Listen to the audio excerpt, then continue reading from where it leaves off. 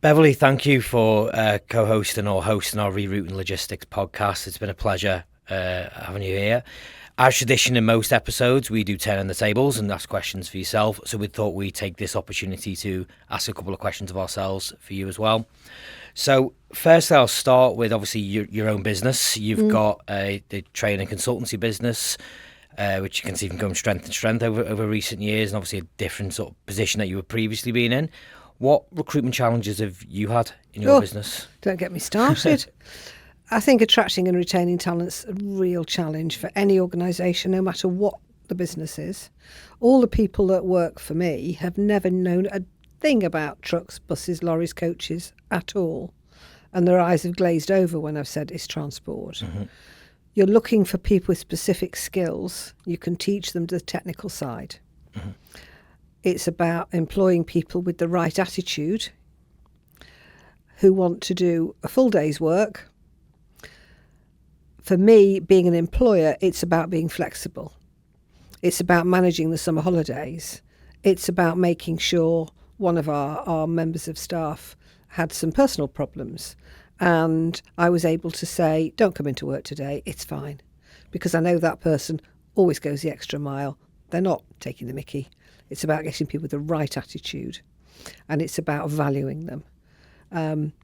But you don't know until you've had them working for you for a little while whether they're going to be able to cut the mustard and stick at it, and whether it's the right fit. Because the sort of business we are, we need to have specific skills. And I can imagine that could be quite a challenge in a growing business, which you've clearly grown as well, as kind of growing that workforce in the current market with them challenges that you've just mentioned as well. Yes, absolutely. We are lucky in that we have offices on both the Isle of Wight and in Chorley, so we can recruit in both places, and we like to have the office environment. We don't have very much remote working at all. We allow people to work, well, not allow, we facilitate people working one day a week from home, but generally they're all in the office. And I think that's good. And similarly, we've had obviously a lot of discussions over the theme of the general these podcasts about diversity and inclusion as well. How do you make sure you're inclusive when it comes to recruitment? Try not to appoint people in my own image, because lots of people do that, don't they? You're obviously in the recruitment field and people think, oh yes, they're like me, we'll recruit them. No. You know, the average age of the staff who work at Beverley Bell Consulting and Training is generally under 30. Okay. And that's quite deliberate. Because they're bringing their skills, which are it's not technical knowledge. For the consultants that we work with, the average age is closer to mine than it is to the under 30-year-olds, because they need that knowledge, they need the experience, they need those skills of dealing with the clients. So they tend to be sort of at the other end of the scale. So it's being quite broad. Yeah. We're just interviewing at the moment for another legal assistant, and I think we're going to be making some quite exciting appointments. Nice. So watch this exciting space. Times. Yeah, which will greatly change our profile, I think. So that should be interesting. And I think we're looking at two people. They will be really good at the work, but they'll also make us a lot more diverse. And kind of touching still on the diversity subject, but more within the industry in terms of transport and logistics, we've asked a lot of guests about what they do in terms of diversity and inclusion as well. But in general terms, do you think there is an issue in the logistics industry with diversity and inclusion? No, it's horrendous. Mm-hmm. Definitely. Yeah. Definitely. That's why I did think logistics.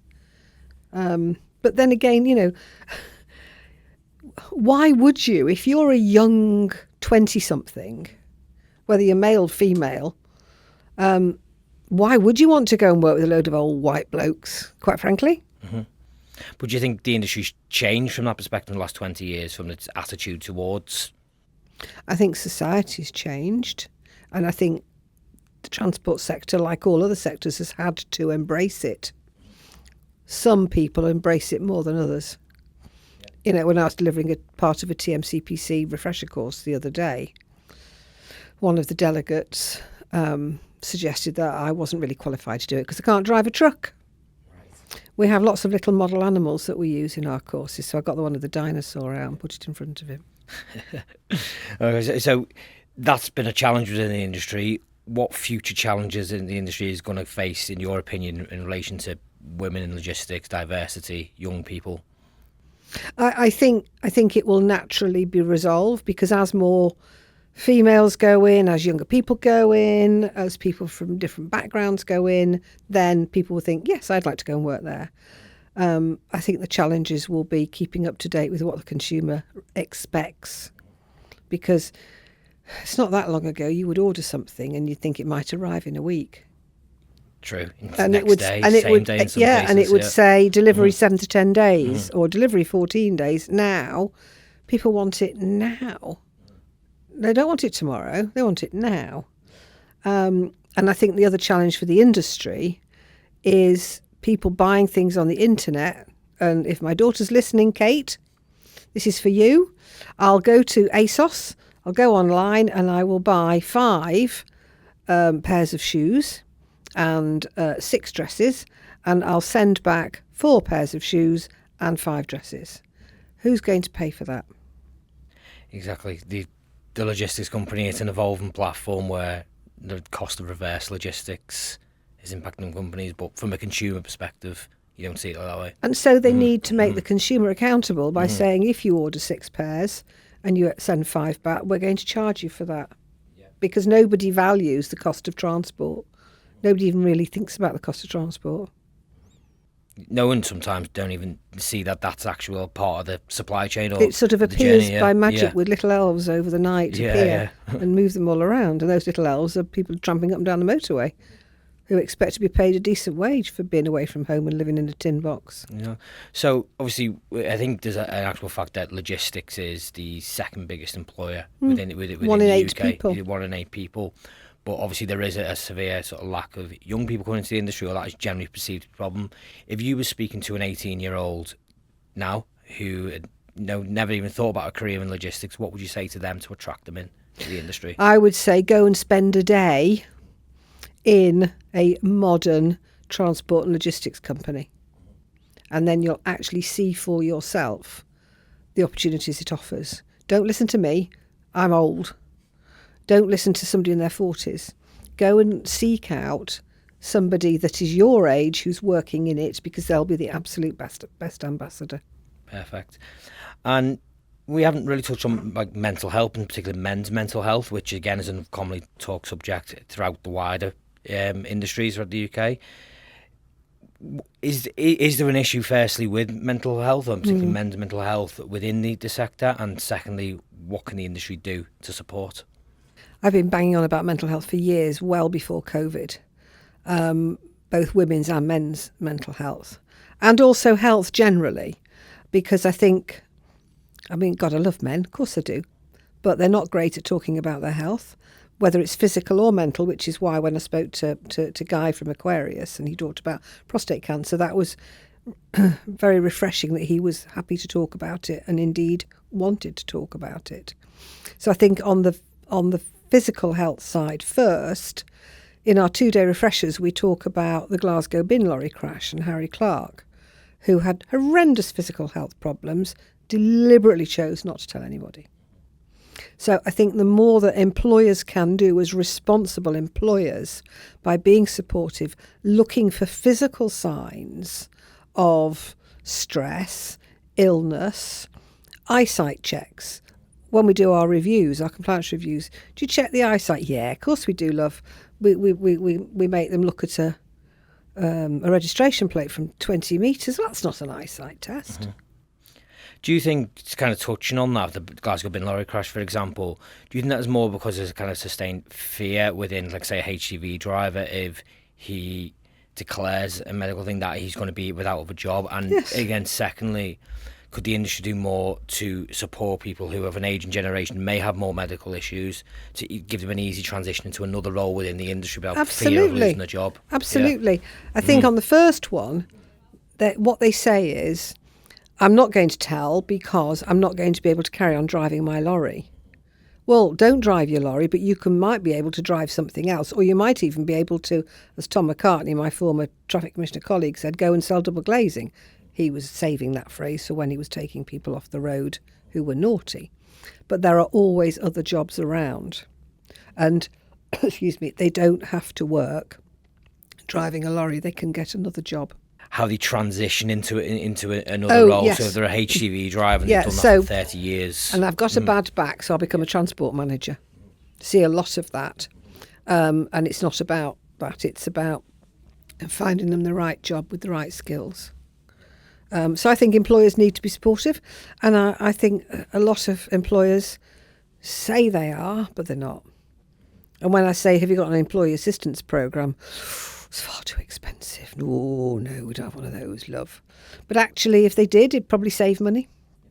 And then on the mental health, what's our natural reaction? When somebody says, how are you? You go, I'm fine. And they don't want to tell you. And they're blokes. And I love men, and I'm not in any way being disparaging, but there's something quite blokey about, yes, I'm fine. But they're not. And they don't want to tell anybody because they might be ashamed, or they might feel that they're a failure. One of the people we spoke to on one of the podcasts talked about imposter syndrome, and they might think my friends and my colleagues might not respect me anymore. And so we like things like mentoring programs, buddies, looking out for each other. Are you all right, mate? Mental health first aiders. All those sorts of things. I went to speak at a large organisation which does very hard work, hard physical graft, and I was doing a little presentation, I can't remember on what, and I was sat next to this huge Welsh rugby player. He was massive, huge, and I thought, what's he going to talk about? This is really, because he said, oh, I'm a speaker, and he was a mental health first aider, and he was talking all about mental health. He says, I don't look like I've had mental health problems. He said, but I'm doing this job because I had a breakdown. And I thought he got, real courage to stand up and do that. And that then became a culture that was embedded in a massive organisation. So I think there's lots employers can do. Yeah, and obviously from an industry perspective as well, there's very few industries where you would have someone out working 9-10 hours a day on the road in an isolated environment, just in a cab, solely on their own, or on the flip side, in a busy, high-paced transport office that is often results driven from a commercial perspective, but you've got to kind of balance compliance and legislation with that as well, and the legalities of a high-pressure job. But it's not just about, there's this two words, mental health. Actually, it's life. And I'm not being disparaging there, but, one of my favourite phrases is from John Lennon, which is, life is what happens when you're busy making plans. And life happens, and sometimes it's really great. I've got my Esther today, which means I can go to Las Vegas to see the Eagles. I'm as happy as Larry. But tomorrow, something really horrible might happen. So it might mean that tomorrow I'm not as good at my work as I would want to be, or I might not perform very well. But the next day I might. So it's about life's ups and downs as well. And when people are driving a vehicle or operating big kit or a crane, we've got to recognise that every day is not the same, and that some days they're going to be better than others. Laura Thomas, who I interviewed on a podcast, who's a health and safety specialist, said a lot of fatals and really serious incidents happen because somebody's having a bad day. It is a really good point. Yeah. So just a couple of final questions. If you could go back in time and start your career again, and you could do another career, you can't say transport and logistics, what would it be? So you're saying that I'm not allowed to be a lawyer or work in transport? Yeah. Okay. So when I was You're barred. 5... Yeah, when I was 5... I've been disqualified. Yeah. When I was 5, I wanted to be an air hostess because that was very glamorous, okay? But of course it's not glamorous at all. And then I thought, no, I don't want to do that. So I wanted to be an architect and design houses. Then I discovered that you needed physics. Well, I can't do physics. It's way beyond my ability. Chemistry was another world, and biology, no clue at all. So interior design. I love anything property related, and who doesn't love a mood board? And I love doing anything like that. So I would do interior design. That's what I do. But it would have to be high end, of course, because I've got expensive taste. Yeah, never do. One day may see Beverley Bell's interior design company pop up. Yeah, we could diversify. Yeah, absolutely. Definitely. And I suppose if you could go back in time again, would you like the challenge of running a haulage company? No, Okay. definitely not. Nor a passenger transport company. Yeah. I think it's, they're the unsung heroes, and people saw that in COVID. And I've always been a great promoter of the industry. As a regulator, if you can't promote the industry that you regulate, then it's a poor do. To speak very northern, it's a poor do. And I do like industry. Some people think, oh God, she hates it. I don't. I love the industry. And I used to say to my children, we'd be walking along and there'd be some chap reversing an Arctic, and there's that much space. And I go, children, let's just watch that for a moment. Oh God, off you go. But yeah, we should celebrate the industry much more than we do. We're very good at having dinners to celebrate it ourselves, amongst ourselves, but we don't actually tell the world how good we are at what we do. Okay. And final question, obviously the podcast, who would your dream guest be? We do have a little joke in the office that if I go on holiday, which is very rare, or, if I'm taking time off, I say, I don't want to be disturbed unless George Clooney rings up and wants an operator licence. In which case, let me know immediately. So I think I'll plump for George Clooney today. Right, okay. Might be a little bit out of our budget, but we'll try. No, thanks very much again, Beverley. It's been great having you here. No, thank you for giving me the opportunity. I've thoroughly enjoyed it. And thank you for trusting me to ask questions of your unsuspecting interviewees.